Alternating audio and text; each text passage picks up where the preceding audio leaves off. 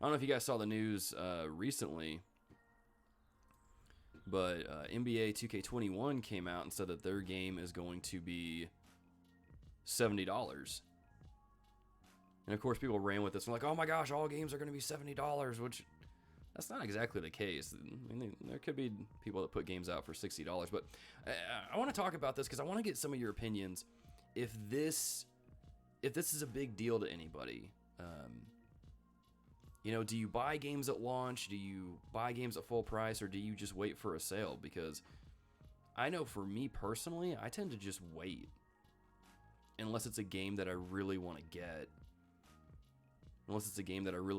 Then I'll buy it at full price. But like, I don't know, seeing this at $70 just doesn't really bother me a whole lot. But that could be because I know I'm not going to buy it.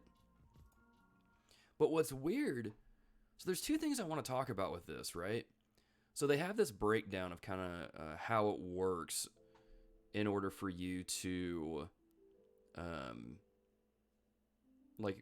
in order for you to determine like what system you're going to buy it on, if it's going to be current gen or next gen, or which version you want to get, and those kind of things with the pre-order bonuses and everything. But what I noticed is, you have a lot of these developers that are putting games out that are going to be cross-gen, essentially like smart delivery with the Xbox, and you spend the entry fee, $60 to $70, whatever it is, and you get it for both systems, right? But what I noticed with NBA 2K21, you have to buy the Mamba Forever Edition in order to get it cross-generation. And so really, you're not spending just $70. If you want it to be cross-gen, you have to spend $100. Which I thought was kind of weird. Why wouldn't you include it over here?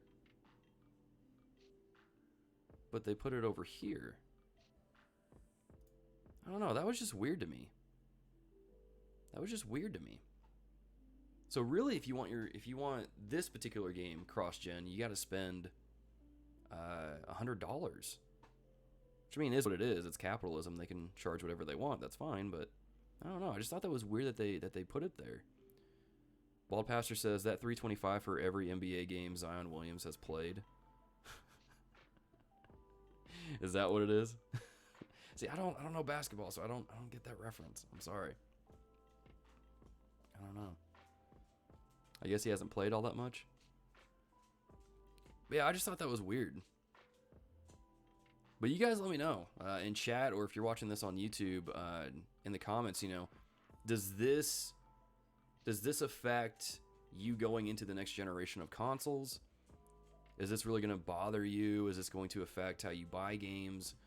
Those kind of things. Because what I noticed was, and I've seen this come up a couple times, that this particular... Well, let me preface what we're about to go into with this.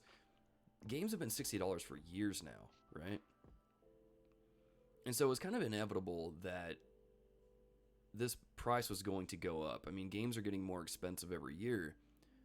But what I noticed was, I've seen this ad floating around a couple times. It's this ad from like a 90s Toys R Us holiday ad. And I can't do the math on the inflation and how much this stuff would cost in today's age, in today's economy, so you guys can figure that out on your own. But I see this come up a couple times, and like, you see some of these games are like $53. MK Ultimate Mortal Kombat 3 is like $70. NBA Hang Time is $70. Donkey Kong Country 3 is $60. Madden 97 is $60. Street Fighter Alpha 2 is $70. Like,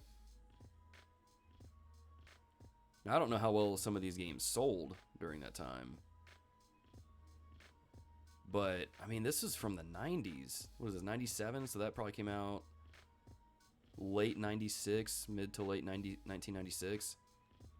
And games have been $60 for that long? That's wild to think about.